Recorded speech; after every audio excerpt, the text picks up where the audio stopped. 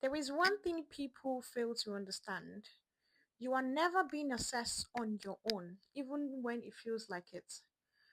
Behind the scenes, you are constantly being compared to other people, and those comparisons are happening in ways you don't see.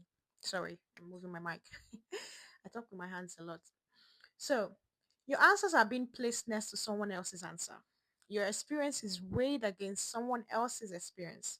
And your communication style, very important, is being noticed in contrast to someone else. Okay. The difference that decides the outcome is often not big. Sometimes it's something very small, something very little. Okay. It could be who explained their experience more clearly. Someone who sounded more structured, who felt more aligned with what the team needs. And that is what makes it frustrating because you can perform well, leave the interview feeling confident, and still not get the job. It is very frustrating, which is one of the reasons why I'm making this video so you can be more informed. Okay. The thing is, it's not because you were bad. You were not bad during the interview. You were actually great, but because someone else made the decision feel easier for the hiring manager. So the highest thing they would do is to put you on reserve list because you were good, but you would not get the job at the time. So this is the part that people don't see. It's not always about being the best person in the room. It's about reducing doubt faster than the other person. So it's about making it easier for someone to say, "Oh yes, this is the one. I think this is our candidate. Let's go with this person." So when you think back to interviews and you're wondering, "Oh, what went wrong?" Sometimes nothing went wrong.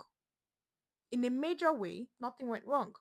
It was just that, let's say, someone else was slightly clearer, slightly easier to understand, and slightly more aligned in that moment. That's why when you give your responses in your interview, you have to be structured, like know what you're doing. Once you understand this, you stop trying to be perfect and you start focusing on being clear and easy to follow because that's what actually separates candidates in those final decisions.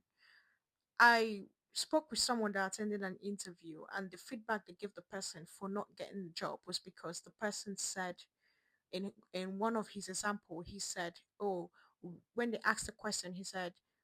We worked together, so we then created a spreadsheet that then met the needs of the business. The term "we" in most interviews, you're meant to say "I."